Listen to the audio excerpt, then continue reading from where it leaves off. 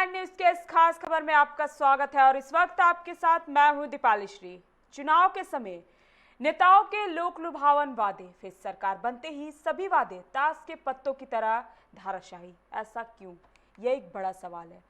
आज हम अपनी इस खास रिपोर्ट में इसी मुद्दे पर चर्चा करेंगे और समझने का प्रयास करेंगे कि आखिर नेताजी अपने वादों को क्यों भूल जाते हैं।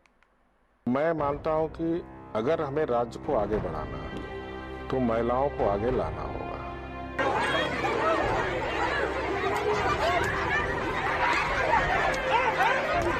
राज्य में अनुबंध कर्मी के कर्मचारी हैं, उनको सभी सेवा शर्तों के साथ हम जोड़ेंगे।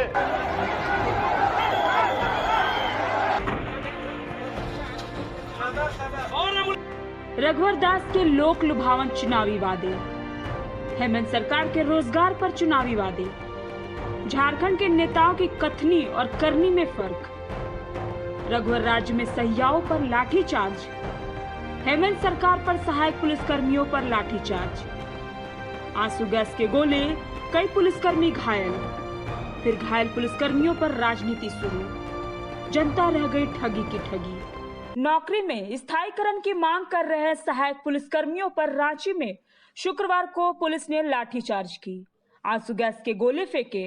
इस घटना के बाद हेमंत सरकार और पुलिस के इस कार्रवाई की घोर निंदा की जा रही है, क्योंकि भले ही सहायक पुलिसकर्मी अस्थायी हो, लेकिन दायित्व तो वे भी कानून व्यवस्था को संभालने का ही निभाते थे। ऐसे में पुलिसकर्मियों पर पुलिस का लाठीचार्ज करना और आंसू गैस के गोले छोड़ना कितना जायज है। रांची पुलिस की इस कार्रवाई से कई पुलिसकर्मी घायल हुए हैं। आंदोलन कर रही महिला पुलिसकर्मी ने जो कुछ मीडिया को बताई वो मानवता को शर्मसार करने वाली है। आंदोलन कर रही इन महिलाओं के शरीर पर कई चोट के निशान हैं, जिसे रांची पुलिस ने दी है, वो भी केवल इसलिए क्योंकि वो अपनी हक की आवाज बुलंद कर रही थी। सुनिए क्या कहती हैं सहायक पुलिसकर्मी। पूरा मारा था। महिला को मारूंगा। लाठी से मारा? हाँ। लोग क्या मुख्यमंत्री आवास को घेरने जा रहे थे? जी हाँ, इतना दिन से बैठे हुए अभी तक कुछ नहीं कर रहे थे, तो हम लोग क्या करते हैं? हम लोग के पास पैसा ज्यादा नहीं खाने के लिए, कहाँ से हम लोग क्या करेंगे? हम लोग अपने पूरा गरीब है। जब ये सरकार को यदि नहीं करना था तो क्यों बहाल किया था 10,000 में? नौकरी में स्थायीकरण की मांग को लेकर विगत 12 सितंबर से 12 नक्सल प्रभावित जिलों के लगभग 2500 सहायक पुलिसकर्मी राजधानी के मोहराबादी मैदान में आंदोलन कर रहे हैं। आंदोलनकारी सभी पुलिसकर्मी कई वर्षों से राज्य के अलग अलग जिलों में तैनात थे।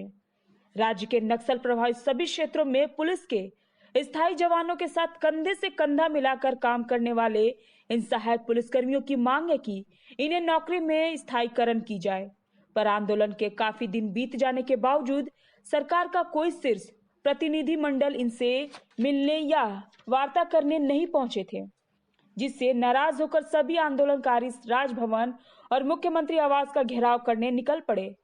इस दौरान रास्ते में लगी बैरिकेडिंग के पास रैपिड एक्शन फोर्स और जिला बल के जवानों ने इन्हें रोकने के लिए लाठीचार्ज की और आंसू गैस के गोले छोड़े। इस घटना में घायल कई सहायक पुलिसकर्मी अब सरकार से मिलना नहीं चाहती और वह कह रही है कि अब वह जंगल के लिए वापस लौट जाएंगे। आखिर इसका मतलब क्या है? सरकार को इस पर गंभीरता से सोचने की जरूरत है। देखिए 7 दिन से हम लोग बैठे हुए हैं, एक बार भी हम लोग को सरकार पूछी नहीं। हम लोग को तनख्वाह नहीं मिला पिछला महीना से, 7 दिन से भूखे पड़े हुए हैं, पानी मार रहा है, टेंट नहीं है, सब कुछ। देखिए आप लोग सोच सकते हैं कि 10,000 में जीवन बसर करना कितना मुश्किल हो गया है। लेकिन आज यही लोग डंडा बरसात कर रहा है। क्या हम लोग ट्रेनिंग नहीं किया डंडा का? हमको सारा ट्रेनिंग किए हुए हथियार जोड़ करके क्या हम लोग नहीं मार सकते थे? उन लोग को बदला हम लोग नहीं मारे, हम लोग वर्दी का मान रखे, लेकिन इन लोग आज वर्दी को शर्मसार कर दिया है। हम लोग जंगल की ओर प्रस्थान करेंगे। हम लोग को 10,000 में नौकरी नहीं चाहिए। हम लोग खुशी आज सामूहिक हम लोग 25 सहायक पुलिस वर्दी खोल करके माचिस मार को चल देंगे। अब यहाँ सवाल उठता है कि आखिर ये सभी सहायक पुलिसकर्मी नौकरी में स्थायीकरण मांग क्यों कर रहे हैं? तो इसे भी समझिए।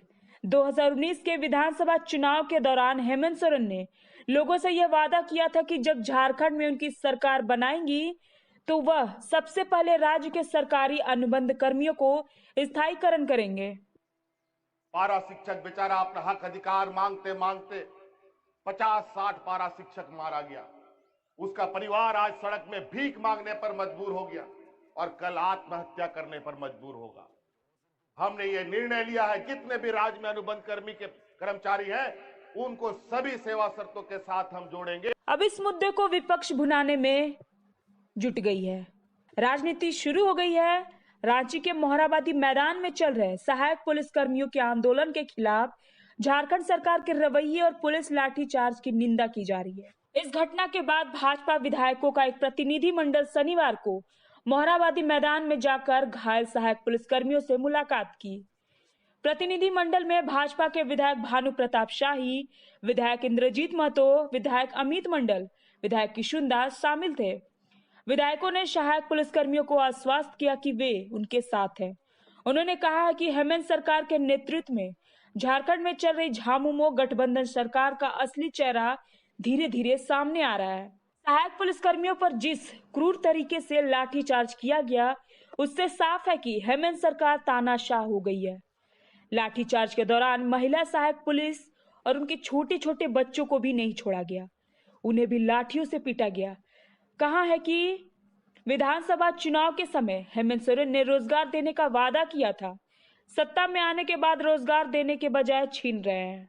हम लोग को नहीं चाहिए नौकरी, हम लोग बहुत कर लिए नौकरी। अब हम लोग की सरकार से हम क्षमा मांगते हैं, सॉरी मैंने हम विनती करते हैं कि हमें नौकरी नहीं चाहिए। क्यों हम सरकार से लाठी खाएंगे सर? हमको नहीं चाहिए। लाठी चार्ज करवा दिया, हमारा महिला पोस्ट के पिटवा दिया, एक भी महिला पोस्ट नहीं मारा मेरा बच्चा भी गायब, अभी कुछ बच्चा हमारा कहाँ गया? बच्चा भी नहीं है। क्या सीएम से क्या मांगो है? मुझे जो करना है वो कर दे, मुझे हटा दे, हमको कुछ नहीं चाहिए। इससे पहले बुधवार को पूर्व मुख्यमंत्री रघुवर दास मोहराबादी मैदान पहुंचकर सहायक पुलिसकर्मियों से मिले थे। उन्होंने कहा था कि झारखंड में नक्सलवाद को खत्म करने की दिशा में इन सहायक पुलिसकर्मियों की भूमिका अहम रही है। झारखंड की हेमंत सरकार इन सभी के साथ अमानवीय व्यवहार कर रही है। उन्होंने कहा है कि सहायक पुलिसकर्मी झारखंड के गांव देहात के लोग हैं।